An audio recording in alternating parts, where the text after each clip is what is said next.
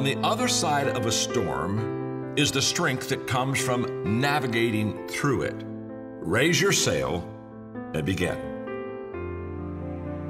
Just because you're struggling doesn't mean that you're failing. I think sometimes people equate struggling with failure. It's not. It isn't even close.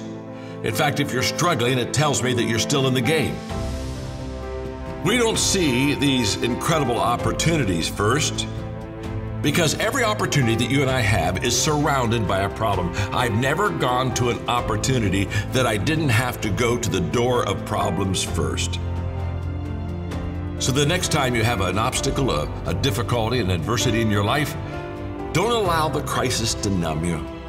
Be alive, learn, feel, fail, learn. That's what it's all about if you want to make this difficult time a good time. I just want you to know that there's a hero within you. I know there is. And during this tough time, let the hero out. Let people see the best of you, your highest aspirations. You be the one who's the lifter and the encourager.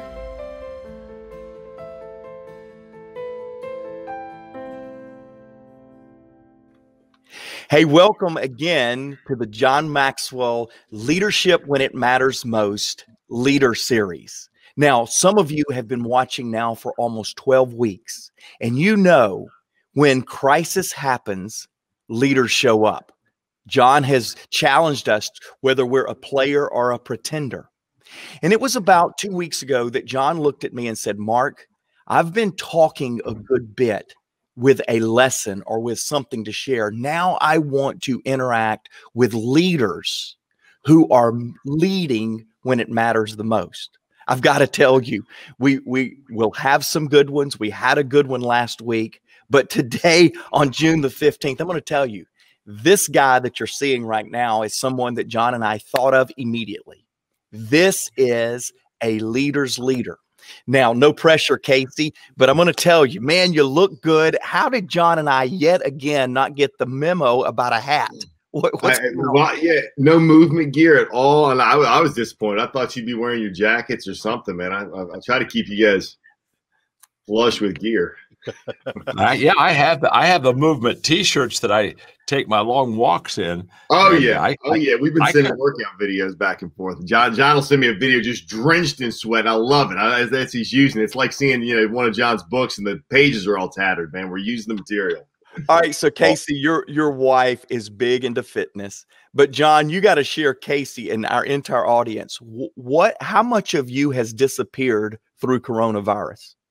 Well, I've lost 32 pounds so far, but I don't. Case, you probably can't see this. I'll send this to you.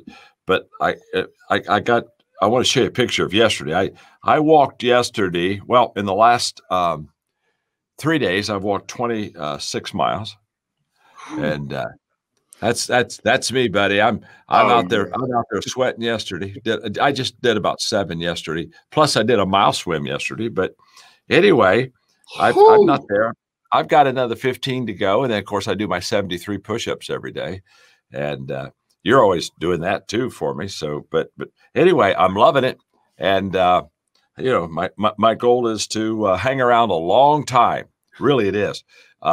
There's so many exciting things happening in our life and in the John Maxwell enterprise that honestly, I got all these younger people around me and I want to hang with them until they all retire. You follow what I mean? So people that are listening think they want to hang with you.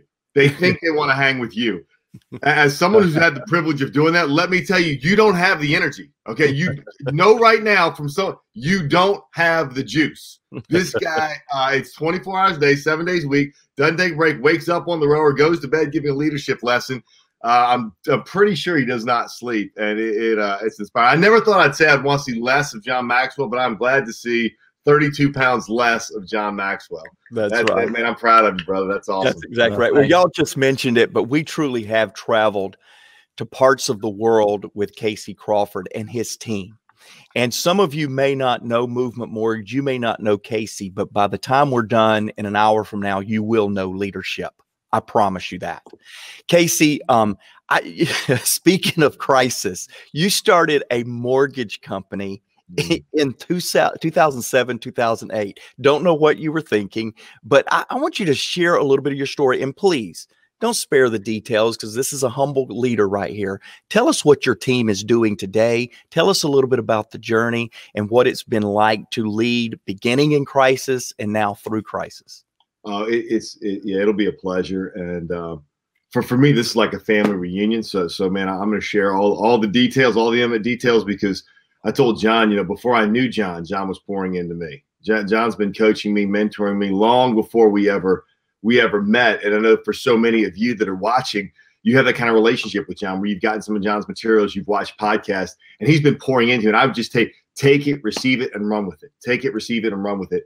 Because in 2007, 2008, that's exactly what I was doing. I had listened, and I have a older, wiser partner who is 70, and he gave me a John Maxwell Leadership Bible and Fail Forward.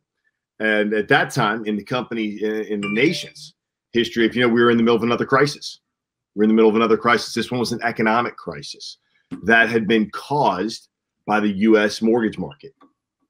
Now, the U.S. economy is 2 times the size of the next closest economy in the world.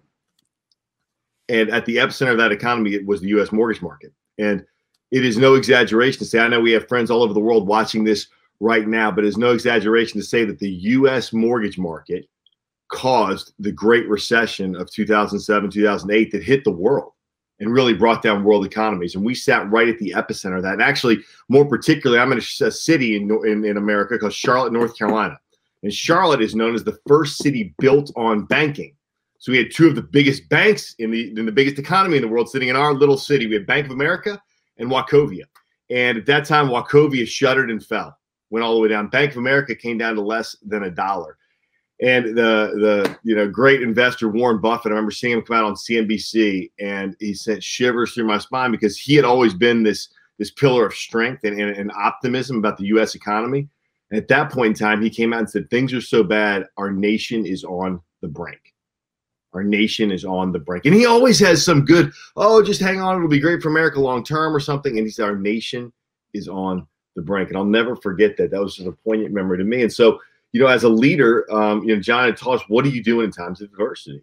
What do you do in times of adversity? And we are always looking to add value to people's lives. And in deep, deep times of adversity, then and now, there's probably more opportunity. It's more apparent in how you can add value to people's lives. They're screaming for it. And the value that was needed at that time in 2007, 2008 was for a financial services company, particularly a mortgage company in the U.S., to step up and tell a new story in mortgages. We had lost trust as an industry fundamentally with not only the United States, but the world. And I believe that the federal government was still going to hold high the value of individual home ownership, and that people were really hungry to have their money entrusted to an organization that they also trusted, that they believed in. And so I been taught and poured into by John for so many years, and said, well, if we're going to do a company, let's base one on the ideals and values that we want to love and value people. We want to love and value people. And so we said, we exist. I said, you're supposed to come up with a mission statement, right? And there was 2 of us, so we had to have a mission statement. I said, we're going to exist to love and value people. So, well, how do you do that? I said, well, we're going to do it by leading a movement of change in our industry, in the financial services industry in the United States, in corporate cultures more broadly, because we didn't want to just be about us. Whatever we did, we wanted to be big enough to export, and then communities around the world. And so I love Simon Sinek. I know you had him on last week, and I love that he wrote The Infinite Game. I wish he had written it a decade ago, so I would have had it as a little bit more of an instruction manual. But we already had kind of a sense of that there was this existential opportunity that was bigger than we were, because we saw the depth and the pain and the hurt was so much bigger than we were and so much bigger than our community. And the world was hungry for a new story. And that all sounds good and fine, but there were 2 of us. 2 of us. And so we had this monster vision to be a movement of change in our industry and corporate cultures and communities around the world.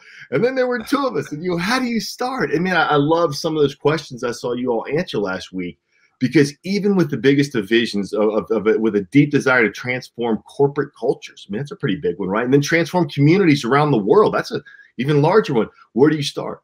And man, you do the next right thing. You love and value and transform the relationships you're in. You love and value and bring value to those around you. And so we began just that. And we started to architect a company in every way, shape, and form that we could imagine and say, hey, if we were going to wake up and work for our dream organization, what would it look like?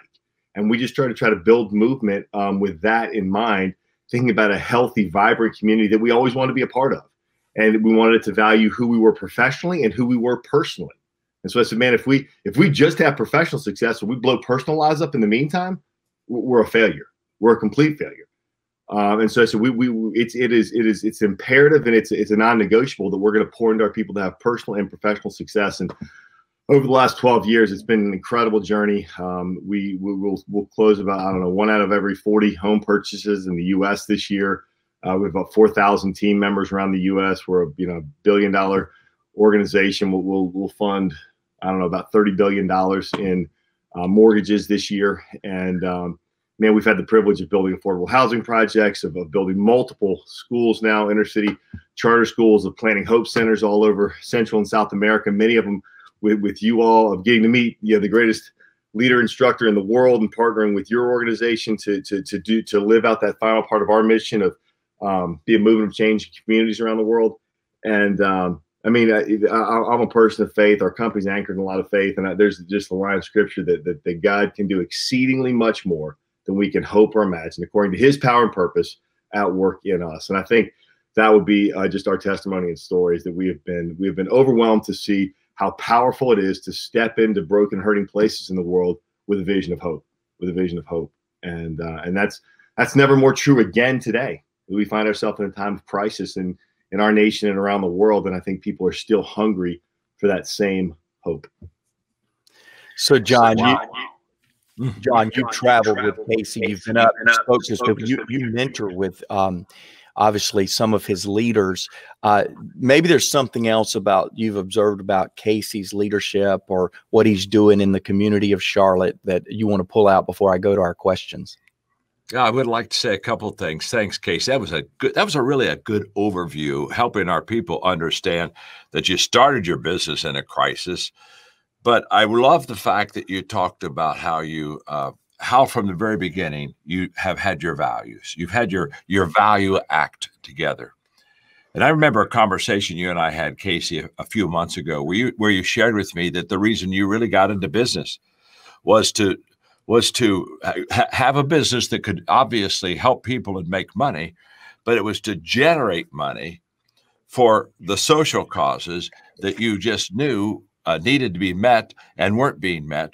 And so it looked to me like from the very beginning, in fact, I'm coming back to you, Casey, on this to make sure that I'm right on it. It looked like in the very beginning, you realize you have to have a business that can make money. If your business doesn't make any money, you're not going to be able to do what you need to do. But it wasn't to make money just for you to hoard and get, incredibly rich and say, I can have anything I want to have. There was a bigger cause, and that is we want to take care of our people. Obviously, we want to make money. We want to take good care of our people. But there was a step beyond it that I think a lot of people, when they start business, just totally miss, and that is that you wanted to immediately have significance, which is all about serving others, finding needs, being able to use your people, your resources, your finances to meet those needs. And it seemed to me like, Casey, you started Movement Mortgage with that as the core of your dream. Am I correct, or am I not? Yeah, you are correct, John. I think, again, what we saw in that 07-08 period was that the financial services, and particularly banks, were marked by a perception of greed, that they would take the rules of the game and use them in any way, shape, or form they could. As long as we don't go to jail, we're going to do anything we can to make sure we get as much as we can off the table to our side. And that's kind of how they thought about the world. And we said, man, I think that there is an opportunity here for America and really the world to patronize an organization who they see themselves as a conduit, where man, our communities are stronger and healthier because we exist within them. So as people patronize Movement Mortgage, that money is flowed out into our foundation. Our foundation takes that money and pours it out into the most marginalized, vulnerable kids in our communities. And again, that message been more powerful than right now. This is beautiful. Let me just stay here with you for a moment. Mark, we'll get to the questions in a second, but there's just a couple things I don't want all of our viewers to miss. So it seems to me that you had that you put values and vision right together. Oh, yeah.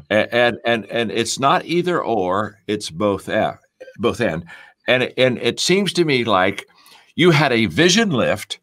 And I know the story again, and maybe you'll need to take a moment and share with our viewers this story. But I know your vision was to be able to turn mortgages around much quicker than I think the 90-day period where people just had to wait for 90 days. And you said, no.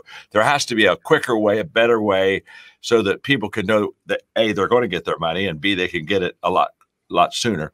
So you had a different vision than most of the mortgage companies to turn the loans around quickly, which is a vision lift. You had that was something that was creative. That kind of distinguished you. That set you apart. That marked you. And so now people are coming to Movement Mortgage because they don't have to wait 90 days.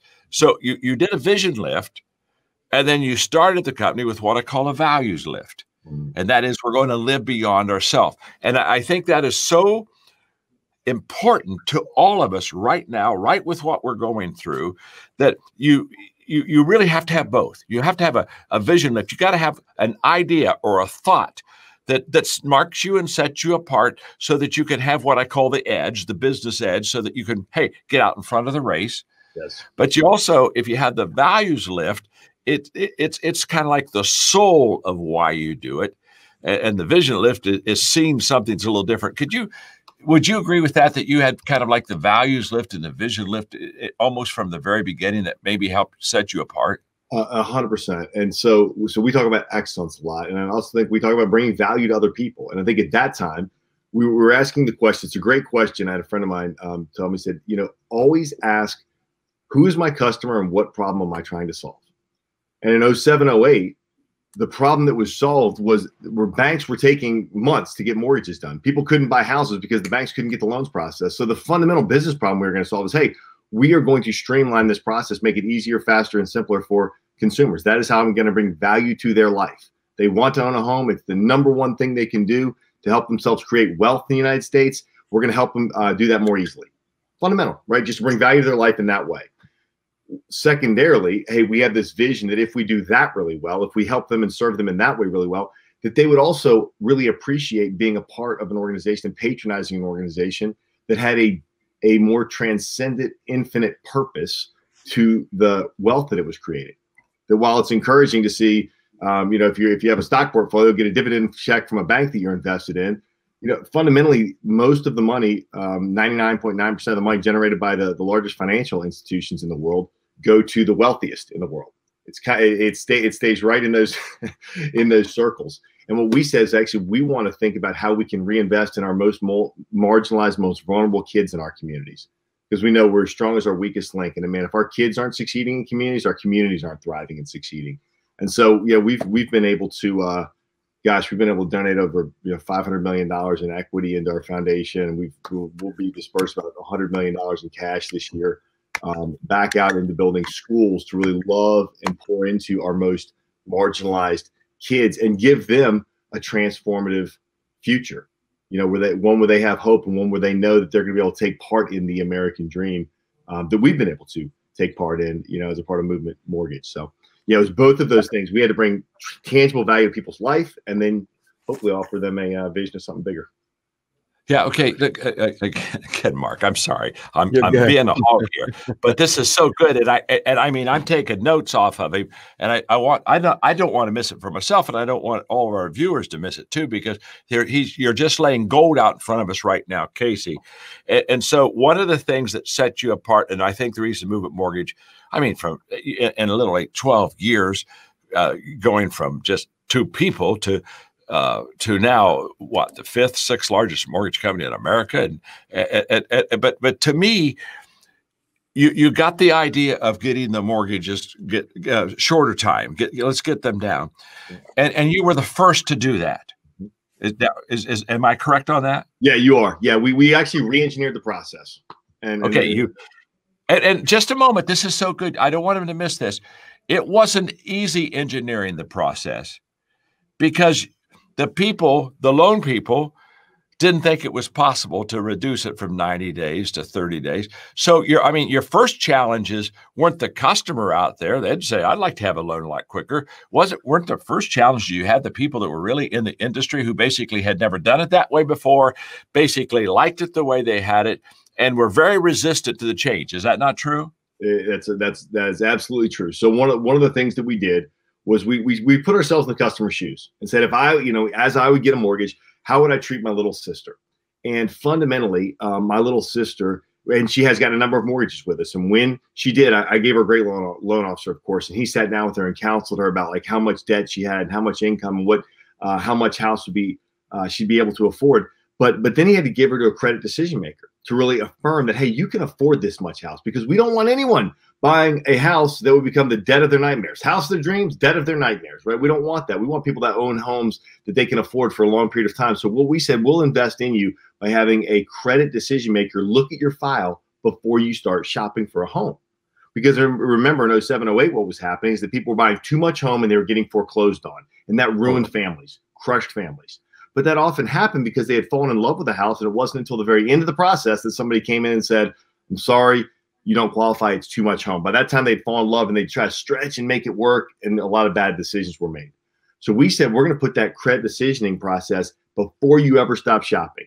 And we call it, know before you owe. And we said, hey, we're going to do an upfront underwrite so that people could know how much home they could afford before they started shopping. Pretty simple concept, pretty fundamental. Yeah, everyone goes, well, yeah, that makes sense. Well, it does, but in 07, 08, no one did it. Right. Because they said the most constrained resource in the industry, very, very smart people doing Six Sigma, process charts, said the most constrained resource in the industry is the credit decision-making underwriter. And so we need them to touch the file last once everything else has been done, and then we give it to this person. The problem with that was it wasn't the right process for the customer.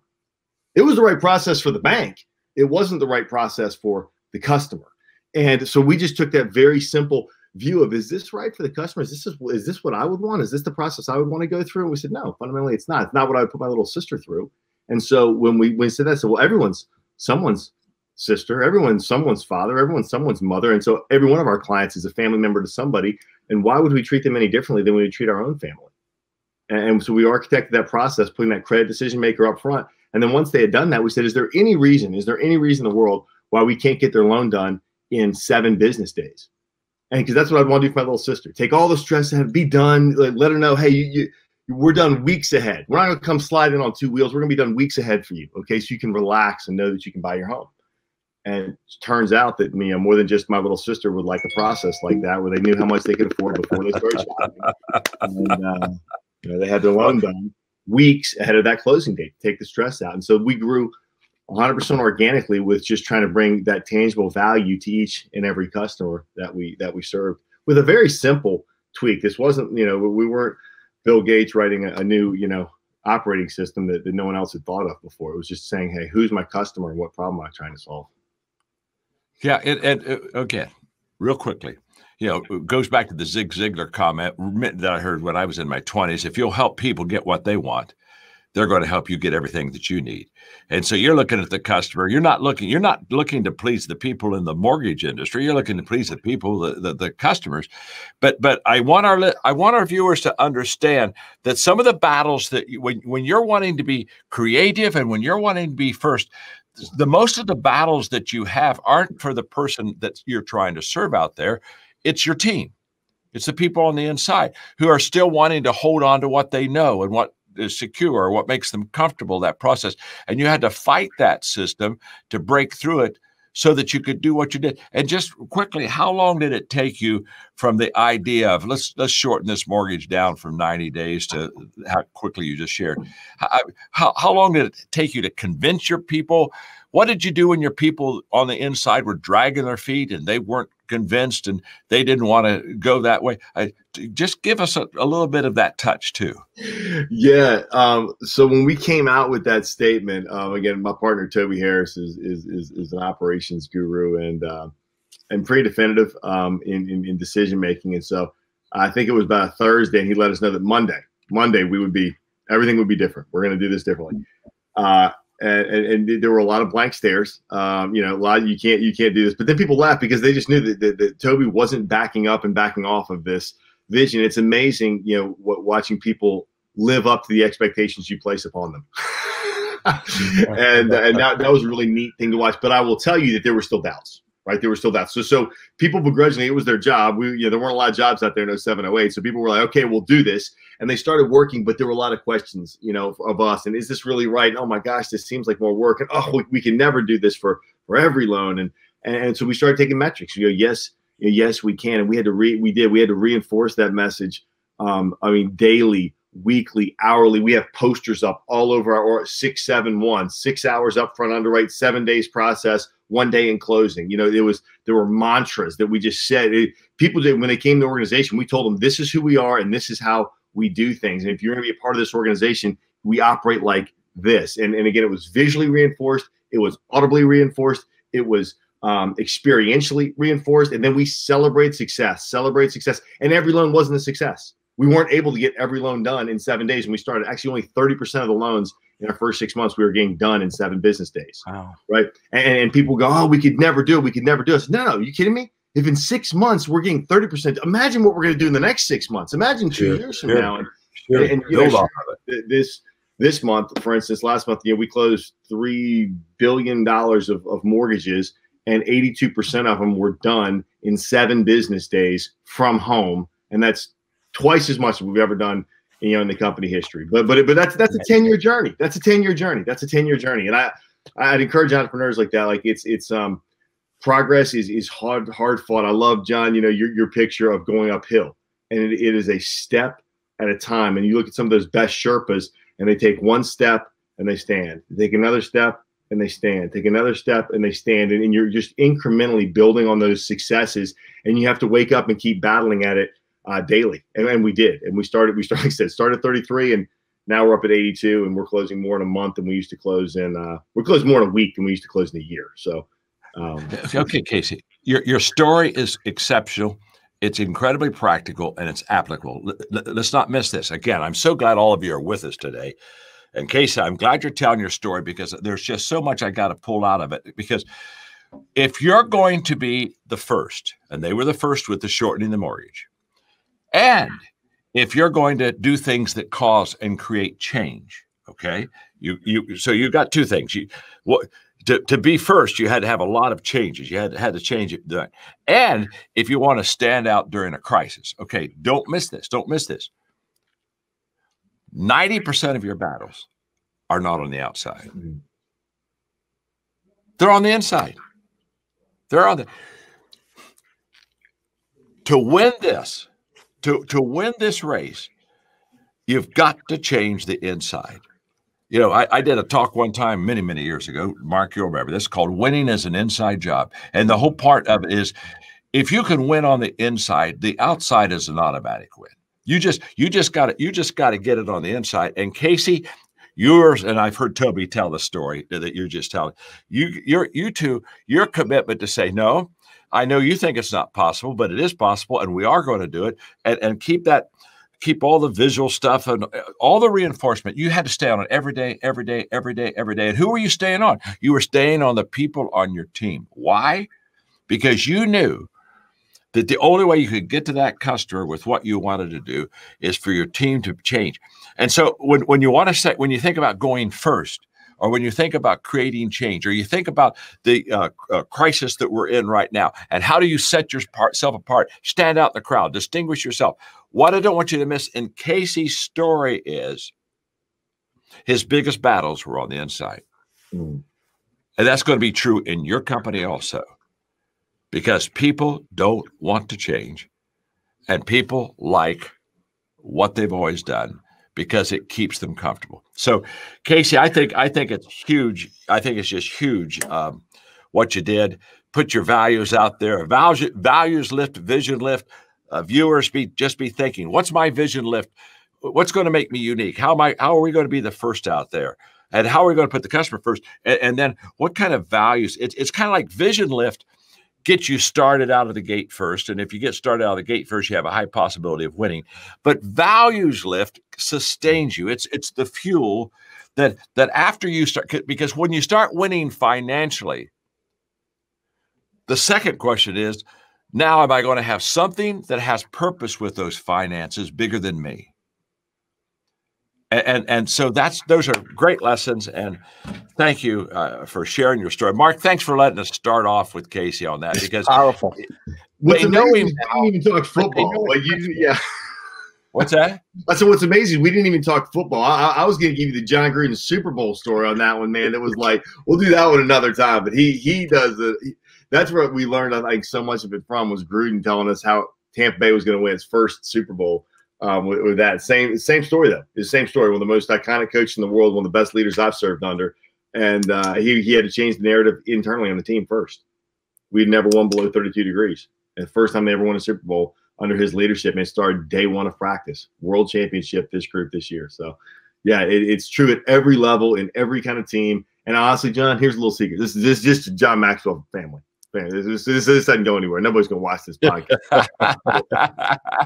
It's just between us, okay? Yeah, it's just the viewers don't watch this. Just turn this off. Viewers. Just turn this. My team thought I was trying to encourage them. I was really encouraging myself. I had to remind myself every day, we can do this. We are going to do this. It's worth it. It's worthy, and it's possible.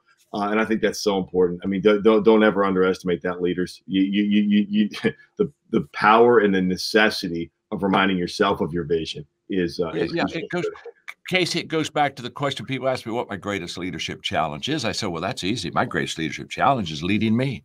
Good Lord. I'm always the problem. Hey, I'm always the problem. It's easy to tell everybody else what to do. I mean, good Lord, that's simple stuff. It's me leading the way. And so what you're saying there is when you're out on the Pioneer front end, it's never happened before, Edge, as a leader.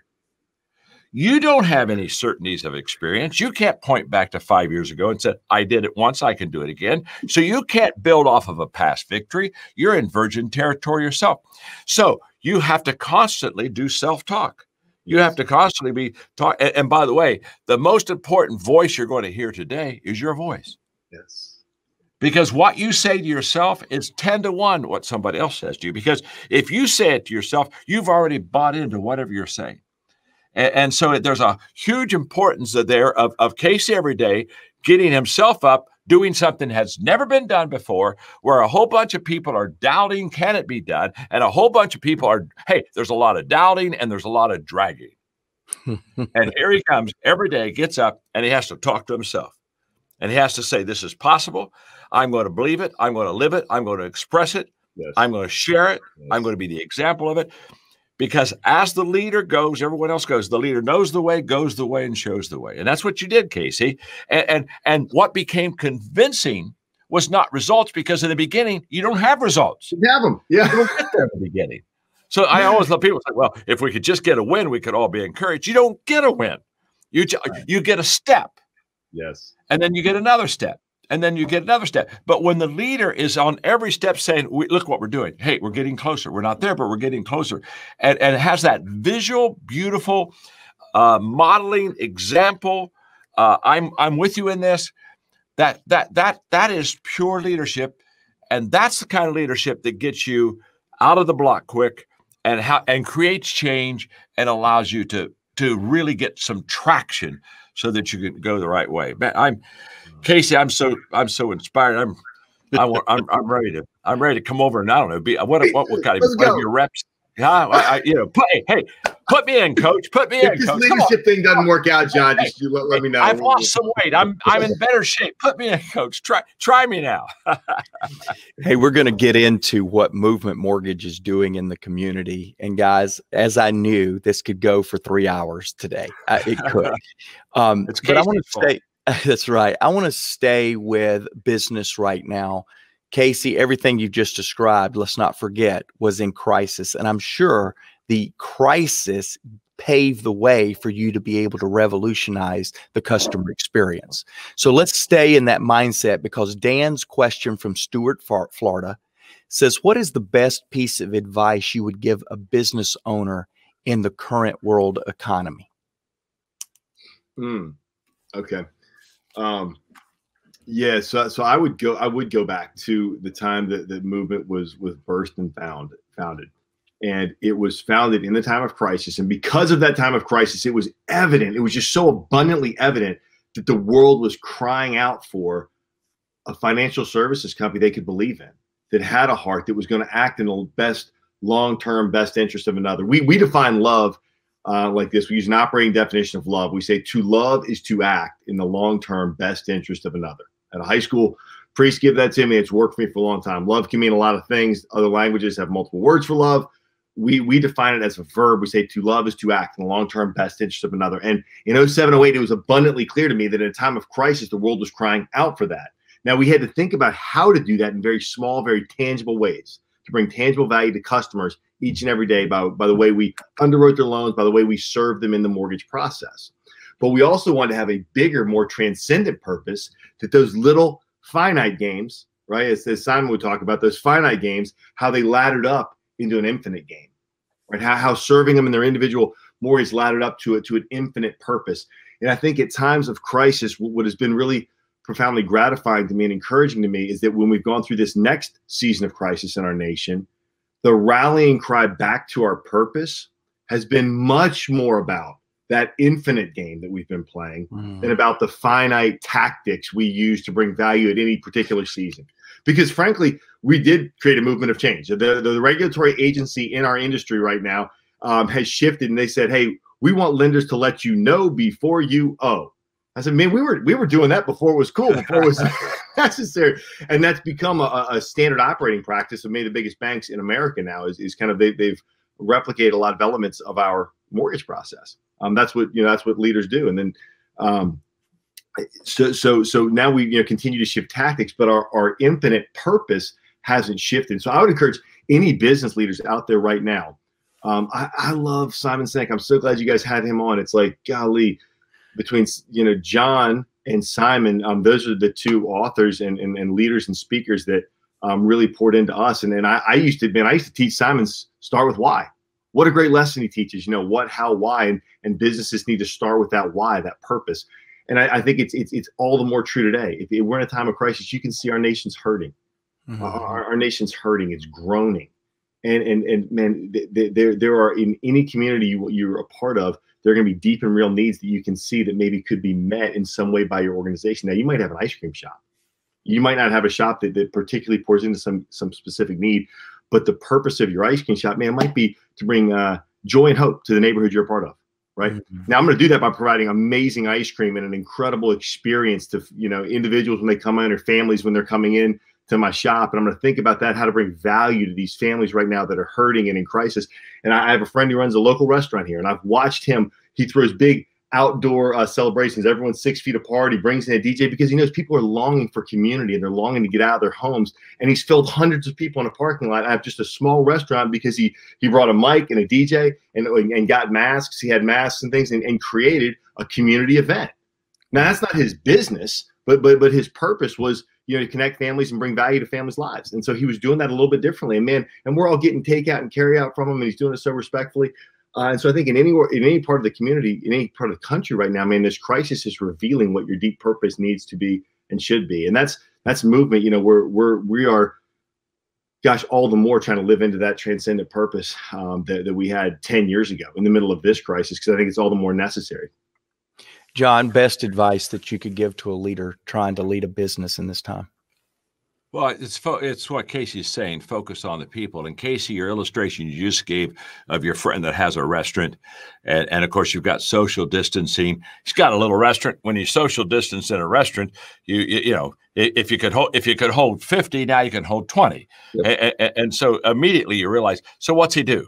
He thinks of the people. They all want to get together. Yes. So let's get creative. Let's get fun. Let's go out to the parking lot. Let's go get the PA system out there. Let's put the tables out there. We can serve our people in the parking lot than we can in the restaurant. And here's what happens.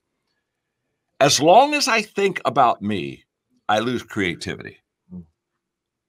Wow. The moment that I think about others and how I meet their need where they are, the creativity begins to flow. And so it's like communication, Mark. when people ask me, how do you become a great communicator? Step number one is so very simple. Get over yourself.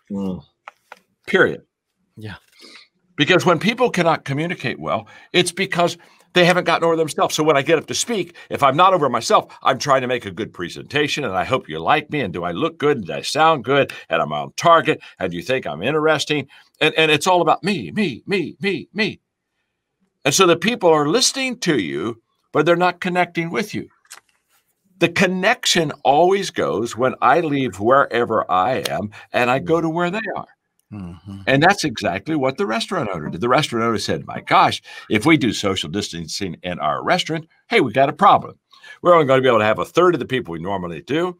So that isn't a really good thing. But because he's willing to go on the outside, he's willing to get outside himself, say, well, let's go out in the parking lot.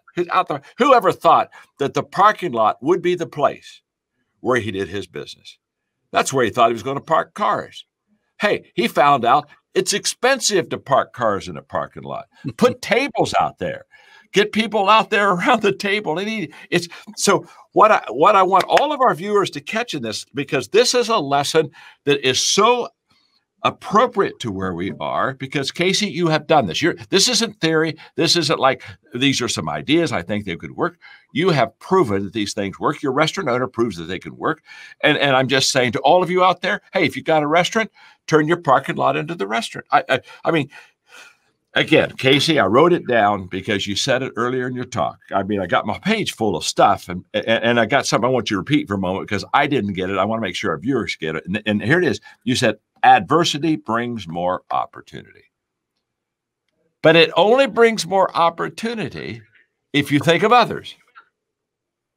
And if you get creative and outside of the box. Now, you also said, you gave a definition of loved, and it was something about love was action. Love is to act in the was it long-term benefit of others or something? Because that's a great. Almost, John. Yeah. Love, we say love's a verb. Yeah, we use love as a verb, and we say to love is to act.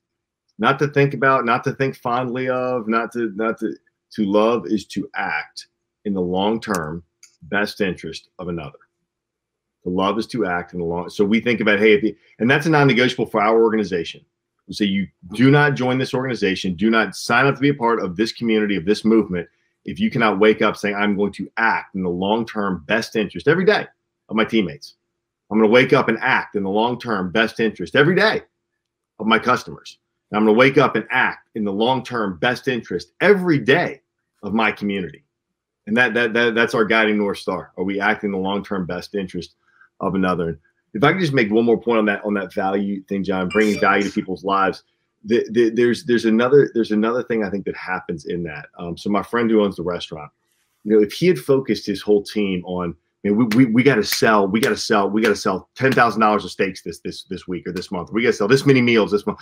He didn't. What he focused on was, man, we need to bring hope. We need our community's hurting. People are isolated. We need to bring hope. How do we do that?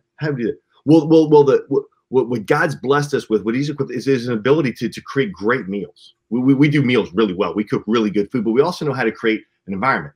And so the way we are uniquely going to bring hope, with the way we're equipped, with the way we're positioned, with what people know about us in the community, is that we're going to create great experiences and feed them, and bring people joy, and bring people hope, and bring people a sense of community through this tool and gift, right? And then because his business is actually, they're doing well in the virus things, because it's all about how he's equipped to serve others. Conversely, with movement, we had a little different challenge. The federal government lowered mortgage rates to help the U.S. economy. That's a really important thing. And we knew our job was to help partner with our federal government to make sure more Americans could lower their cost of home ownership. And then Americans that wanted to buy a house had more of an opportunity to do so, and more buying power than they've ever had. But we had to do it from home all of a sudden. Now I got the same people. People are getting burned out. People are, they're trying to work in home offices. I'm sitting here in an upstairs bedroom. I built a house a couple years ago, and this is how much I never imagined working from home. I didn't even build a home office. Okay, I don't even have a home office. They had to hang a screen behind me just to make this thing look okay. And my folks were looking at me going, Catatalk, like, you're asking us to do more mortgages and more loans and more work than we've ever done. We got to do it from home with kids running around and dogs and cats and stuff. I said, yeah, but let's remember why. Let's remember why. Our role's critical. America's hurting right now. We're in one of the deepest economic struggles we've been in as a nation. We're hurting. People are unemployed. And our federal government has stepped up and tasked us with the job of bringing financial hope to Americans.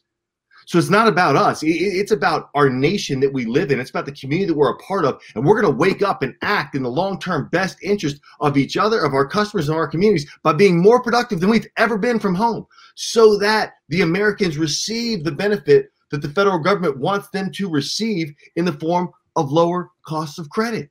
It's not about us. It's not about us. It's waking up and seeing how many people we can serve.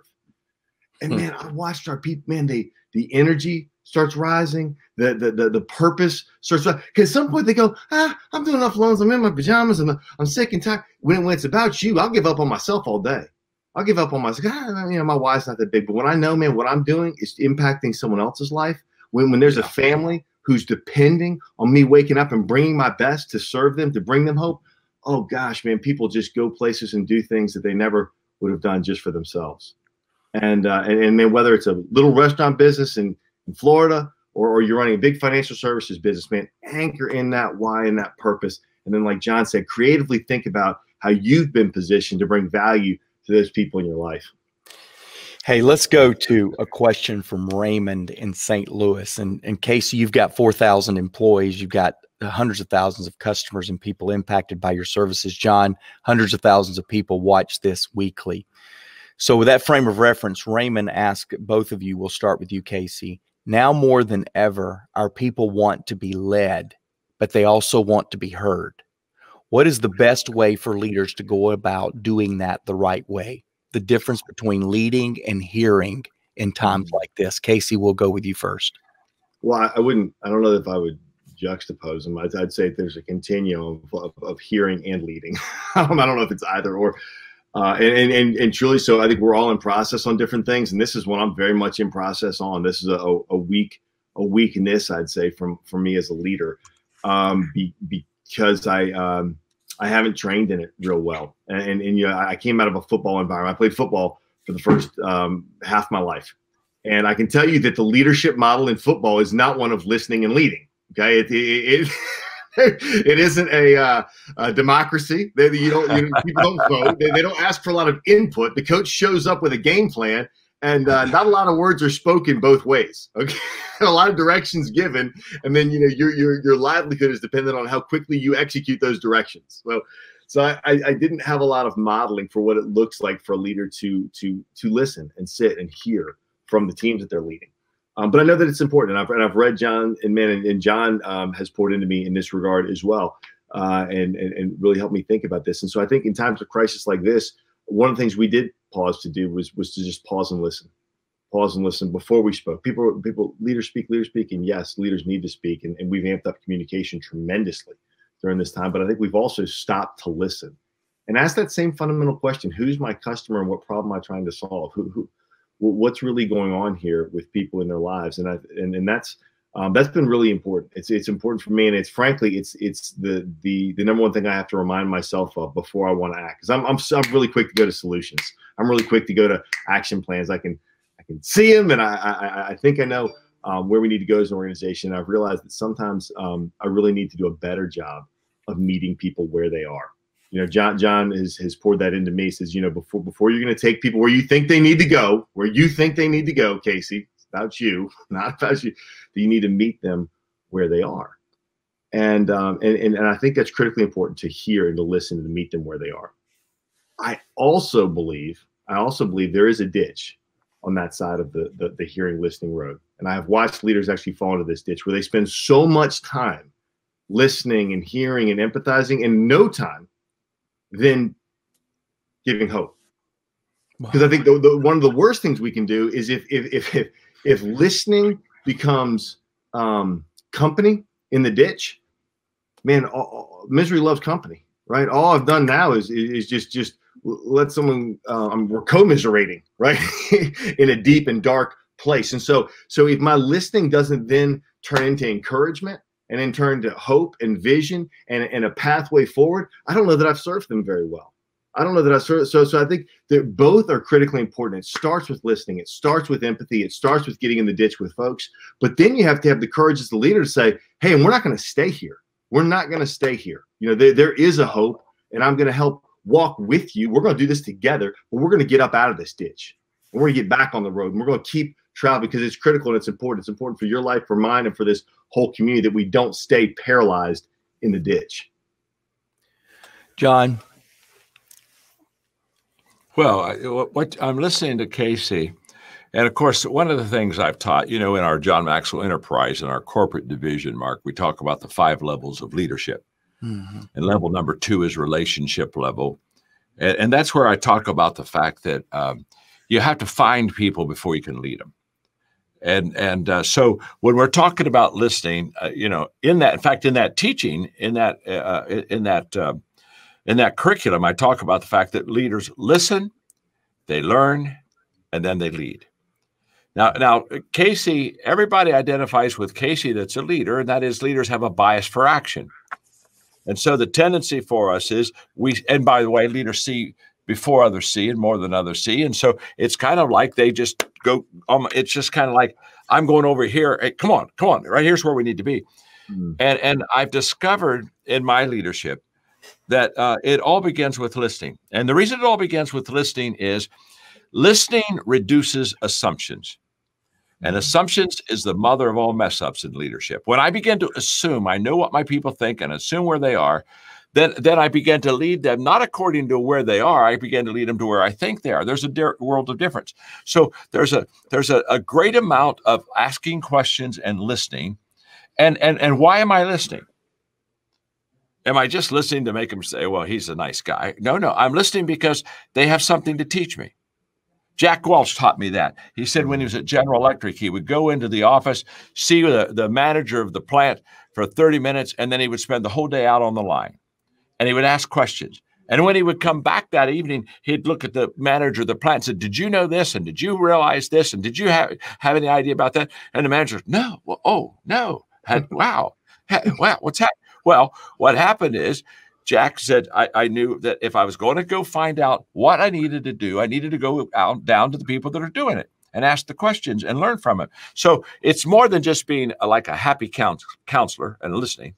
It's I'm listening because there's something for me to learn. And what is the result of learning? Improvement. Mm-hmm. So we don't learn just to learn. We're not, I mean, if we want facts, we just turn on our iPhone and ask Siri. She'll give us facts. We're learning to improve, to get better. So I basically listen, learn, take what I'm learning, improve, and now it puts me in a position to lead. And by the way, when I lead after listening and learning, when I lead, the people already know where I am and where I'm going because they're the ones that talk to me. So there's not a disconnect. It's kind of like, it's not like what did Kuzas and Posner say? Great leaders take the vision from me to we. And that listening, learning process makes the vision we, until now the leader is speaking right to where the people live, and they know that, and there's been that connection, and that's very powerful, and that's just absolutely, I think today, just essential in leadership. And one other thought. When Casey was saying, but don't get in the listening ditch and do kumbaya down there and have a pity poor me party. That doesn't. Leaders listen and learn to what? Lead. Don't forget the last part. The only reason you get to be a leader is because you lead. Okay, you can be a counselor and listen. You can be a student and learn, but only a leader listens and learns and leads. And so, what do? You lead them out of the ditch. You don't sit there and feel sorry for yourself and say, woe is me. I guess we probably won't make. No. And you're the first one to get up. You're the first one to get up. Hey, it's Casey. It's Casey every day self-talking to himself on let's reduce the mortgage time down. He's talking to himself on the way to work. He's talking to himself during the breaks. He's talking to himself because he understands that he has to lead the way. People do not find the place they need to go on their own. They never have, and they never will. And during a crisis, compound that. Wow. Because there's lost as ducks, and they just need somebody to help them. Guys, I want to go to Greg for our final question. He's in our live audience, and he's from the Philippines. And the reason I wanted to ask you guys this question, because I want to spend the last 5 minutes or so of this session talking about what you both are doing in the world of transformation, in the world of putting values first. And I love Greg's question to get us going here. How would you communicate values to your colleagues that think only profits matter during the time of adversity? Wonderful question. I think first of all, and I'm sure, man, I can't wait to hear John's answer to this. But I think first of all, it highlights the importance of living out your values all the time. The crisis isn't the time that you decide to start living out your values. The crisis reveals whether or not you're an organization truly built on values. That's right. And if you've been built on values, you've been living them out before this crisis hit. You'll live them out while this crisis, we're in the midst of it. And you'll continue to be living them out once this crisis has passed. I will say that the crisis provides an amazing opportunity for organizations to shift to a more values-centric model. And I think it reveals the importance of it and the need for it. And there are a couple things that we've done. And sometimes, you know, we get stuck in this navel gazing thing, right? Be better if I wasn't on TV, but when you're just looking at your navel and you look at yourself, and you're so self-focused. And man, when I get self-focused, people get depressed. You know, I get discouraged, I get frustrated, I get mad, and because I'm just worried about my own. So, oh man, I haven't been out of this house. I haven't had a haircut until my face looks sharp. I'm on with John Maxwell, greatest leadership guy in the world. Maybe I just don't look. And I'm just so worried about everything that's going on with me and all the ways I'm facing adversity. Sometimes you need to pick your eyes up and see who you can help and serve during a time of crisis. And we did a call with some of our partners, Las Marias Orphanage in Guatemala. Had a lot of our team members on it. I had my 2 little girls on it with me. I have a teenage daughter and a 10-year-old daughter. And like any teenager in America, I haven't seen my friends, and what was me and the world and everything else. And, you know, it was such a wonderful experience for my family to get to sit and listen and hear from a group of young women in Guatemala that are walking through this same COVID crisis in a nation that is struggling far more than the United States, with a lot more adversity in their life than we have. And then we got to fellowship together, we got to hear each other, and we got to speak words of encouragement to one another.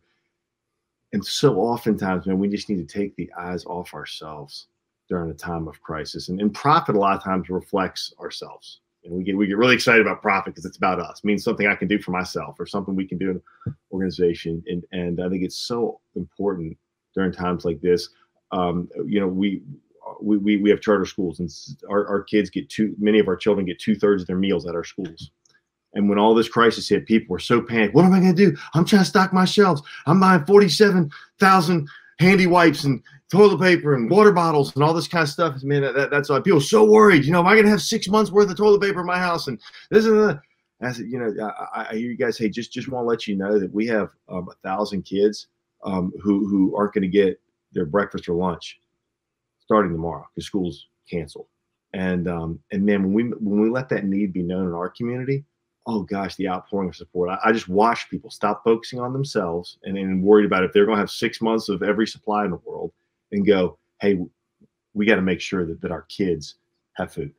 And people stepped up in the most generous ways, man. And when they did, they had joy. All of a sudden, their anxieties came down. If they had anxiety, it was, how am I going to help? It wasn't about me.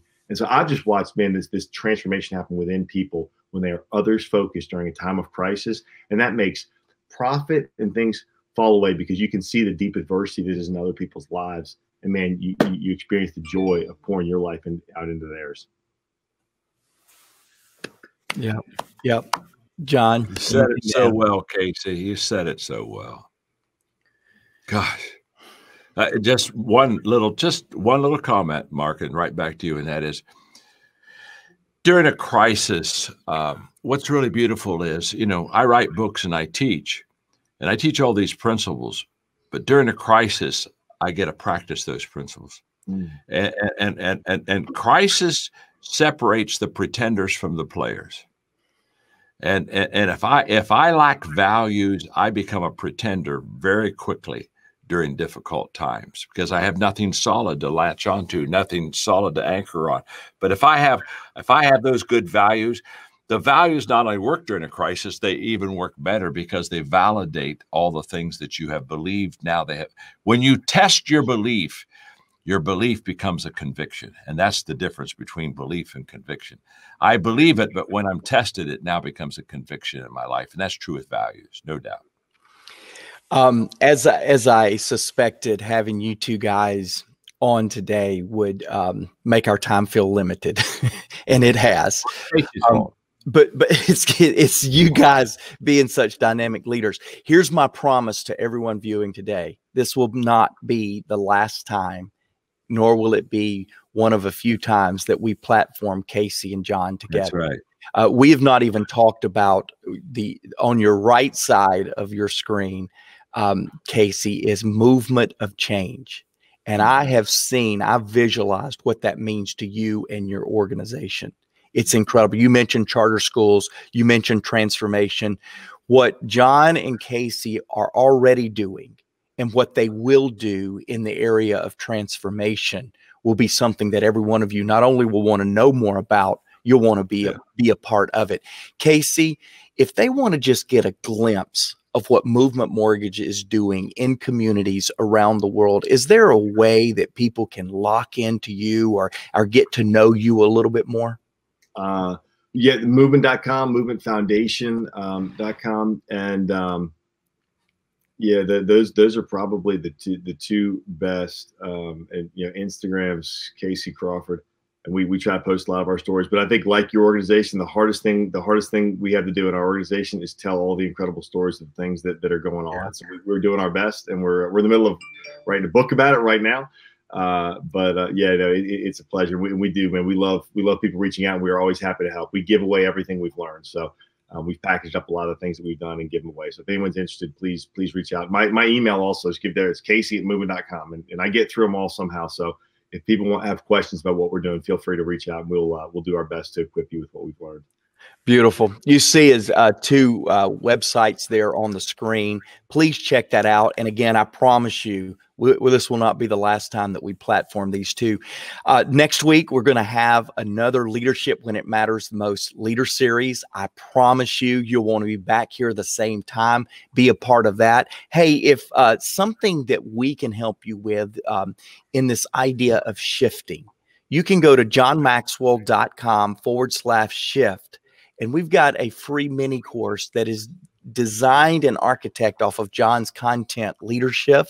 And we want to give you that and give you tools to help you lead in these kind of times. Casey, thank you. So grateful for it. John, any last words to Casey and to our viewers today? Over the top, Casey. You shared your story, and your story needs to be shared. It inspires me every time, and I love you, and I love our relationship. And I'm looking forward to also, and this is not part of the program, but I'm looking forward to in the next year mentoring you and your key leaders on a monthly basis too. That's going to be an incredible growth trip for all of us. And so, any way I can invest in you and help you, let me know, because I want to be part of that team. Brother, you have been. I told you have been for 12 years. You coach me every night. I got the John Maxwell Leadership Bible by my bedside, man. So whether you know it or not, we have our own little private coaching session every night.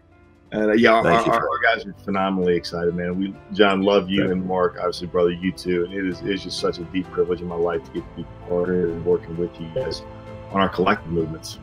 Yeah, for sure. Hey, thanks again. Thanks everyone for viewing. Let's lead. See you next week.